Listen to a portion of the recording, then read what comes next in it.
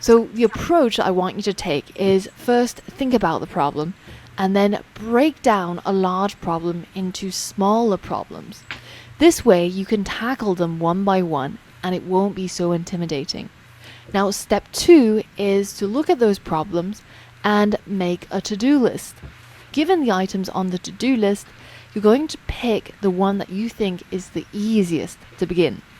Let's say that maybe generating a random number. That's pretty simple, right? Well, in this to-do list, that's the first one we're going to tackle. So in this case, we're building a very simple dice game, right? The game that you're going to be building is a lot more complex. It won't just have 3 to-dos. But the idea is the same. Once you pick the task that you think is the easiest, generating a random number, then you're going to take that problem and you're going to break it down into comments in your code. So just as you've seen me do it for our previous projects, you're going to do the same thing. You're going to take that problem of generating a random number and then split it into different pieces, right? First, you probably have to import the random module, and then you probably have to use a function like randint to generate a random integer.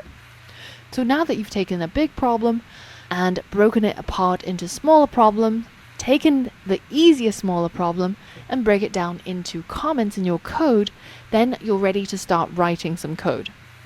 So write code beneath the comments, run your code, make sure that it does what you want it to do, and if it doesn't, then fix the code.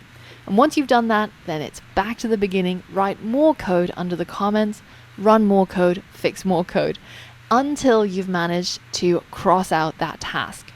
And then it's a case of tackling the next one that you think you can attempt. So this is the real skill of programmers, taking something that's immensely complex and difficult, breaking it down into smaller problems, breaking it down further, and then tackling them from the easiest to the hardest, and doing this one by one. Eventually, by the end, you end up with your final product. This is what I want you to do. So the first thing you're going to do is to head over to the final version of the game, play it at least 10 times, just so you understand exactly how it works.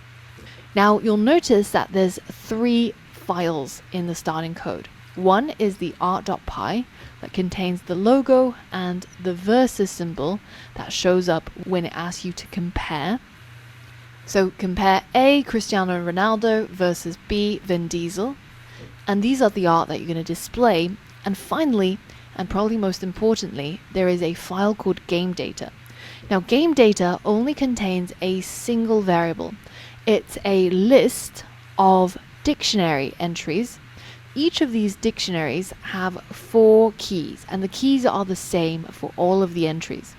They've got a name, the name of the account, the follower count, so how many followers in millions does that account have. So for example, Cristiano Ronaldo has 215 million followers, at least at the time when I compiled the data. And then it has a description. He's a footballer, or this is a social media platform. She's a musician and actress. And finally, the country that they're from. You're going to use all of these pieces of information to construct a comparison line like this. Compare A, Cristiano Ronaldo, footballer from Portugal, with B. And you're going to ask the user to guess who has more followers. And if they get it right, they get to keep playing, where A now becomes the previous B. So Vin Diesel, who used to be B, now becomes A. And then you get to compare against a new person. And it keeps on going until they get it wrong.